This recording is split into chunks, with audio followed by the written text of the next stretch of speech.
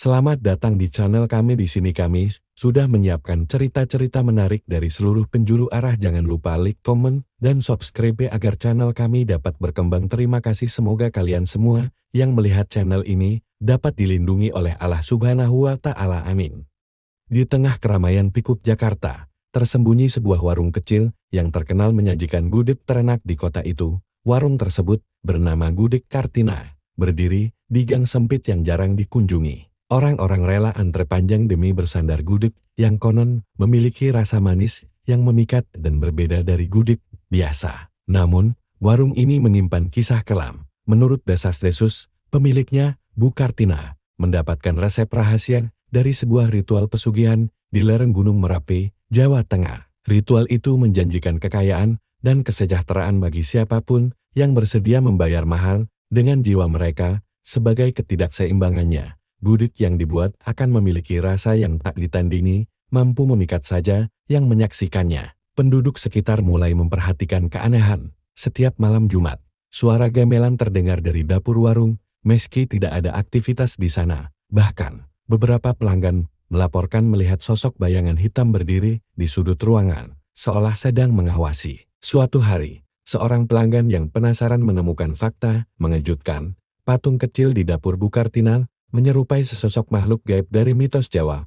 Patung itu diduga adalah tempat bersemayam roh penunggu warung tersebut. Tak lama kemudian, Bu Kartina menghilang. Secara misterius, warungnya kini kosong. Hanya menyisakan pemandangan gudeg yang entar, bagaimana tetap hangat di meja terakhirnya seolah menunggu tamu terakhir untuk ciuman penuh kutukan. Setelah kepergian Bu Kartina yang misterius, warung itu mulai menjadi pusat perhatian warga sekitar. Mereka yang penasaran datang untuk mencari tahu, tapi hanya sedikit yang berani masuk. Kebanyakan dari mereka merasakan hawa dingin yang tidak biasa begitu melangkah mendekati pintu warung. Sementara itu, berita tentang hilangnya Bu Kartina menyebar hingga ke media lokal. Tapi tak ada yang bisa menjelaskan kemana dia pergi. Salah seorang wartawan bernama Raka memutuskan untuk menyelidiki lebih dalam. Dia mendengar berbagai cerita dari penduduk sekitar tentang ritual pesugihan yang konon dilakukan Bu Kartina. Raka bahkan bertemu dengan seorang tetua desa dari Jawa Tengah yang mengklaim pernah melihat Bu Kartina melakukan perjalanan ke sebuah gua di lereng Merapi,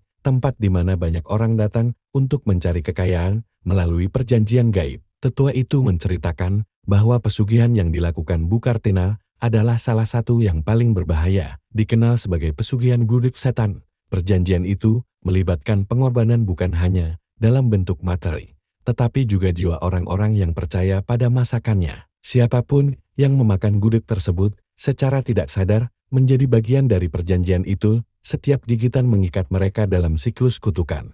Raka, yang skeptis dengan cerita mistis, memutuskan untuk menuduh masuk ke dalam warung pada malam hari. Di dalamnya, dia menemukan dapur yang berantakan dengan sisa-sisa bahan makanan yang sudah membusuk. Namun, ada satu benda yang menarik perhatiannya, sebuah patung kecil yang menyerupai sosok menyeramkan dengan ketajaman seperti mengawasi. Saat Raka menyentuh patung itu, dia tiba-tiba mendengar suara gamelan yang menggema di dalam ruangan. Pintu warung yang tadinya terbuka ditutup dengan keras, membuatnya terjebak. Suara langkah kaki terdengar semakin mendekat.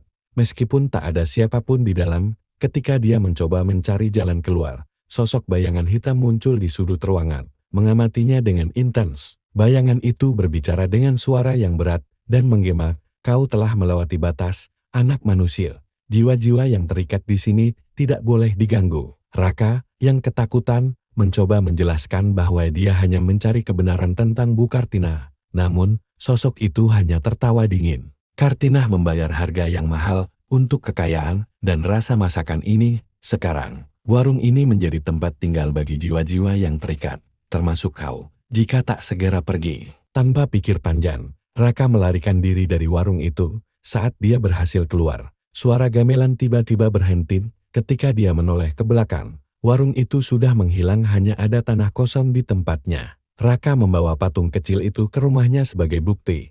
Tetapi sejak saat itu, hidupnya berubah menjadi mimpi buruk. Dia sering bermimpi buruk tentang dapur gelap, bau makanan dasar, dan suara-suara aneh yang memanggil namanya. Hingga suatu malam, patung itu menghilang, meninggalkan bekas abu hitam di tempatnya. Hilangnya warung Gudeg Kartina menjadi misteri yang tak pernah terpecahkan. Beberapa orang percaya bahwa kutukan pesugihan itu masih ada, dan siapapun yang mencoba mencari jejaknya akan terjerat dalam nasib yang sama. Hingga kini, gudeg itu tetap menjadi legenda kelam yang membuat siapapun bertanya-tanya, apakah harga sebuah rasa benar-benar cocok dengan jiwa. Setelah patung itu menghilang dari rumah Raka, kejadian aneh terus menghantui hidupnya. Setiap malam, suara gamelan terdengar samar di sudut-sudut gelap rumahnya. Semakin keras seiring berjalannya waktu, barang-barang di rumahnya sering berpindah tempat tanpa alasan, dan dia sering menemukan jejak kaki basah di lantai meskipun tidak ada orang lain di sana. Raka,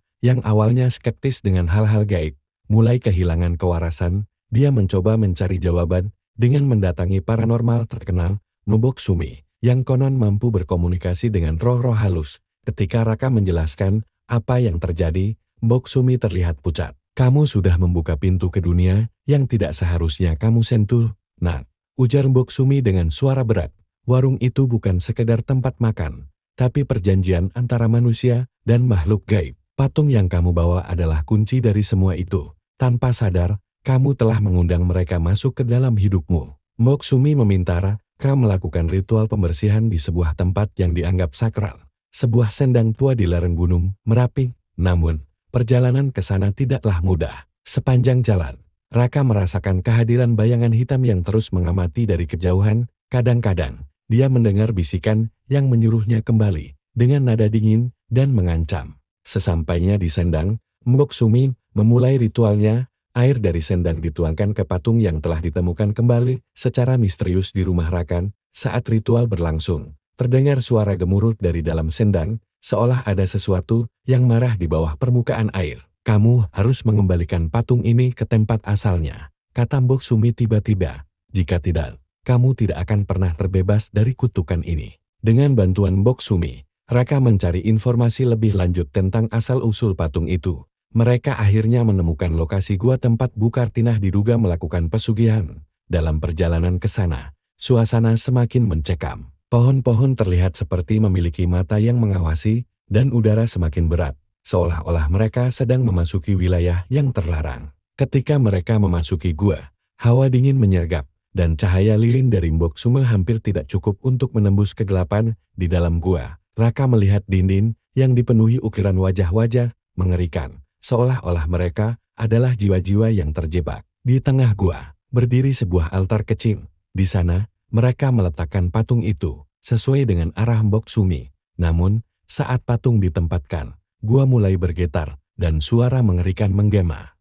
Kalian pikir mudah untuk memutus perjanjian ini? Bayangan hitam besar muncul, melayang di atas mereka. Mbok Sumi, dengan suara lantang, membacakan mantra yang sudah dipersiapkan. Namun, bayangan itu melawan, melontarkan angin kencang yang hampir menjanjikan lilin mereka. Raka, yang ketakutan, tiba-tiba merasa terdorong untuk melawan rasa takutnya. Dia mengambil sisa air dari sendang dan melemparkannya ke bayangan itu. Teriakan menyakitkan terdengar, dan bayangan itu perlahan-lahan memudar, meninggalkan aroma terbakar. Gua menjadi hening, dan getaran berhenti.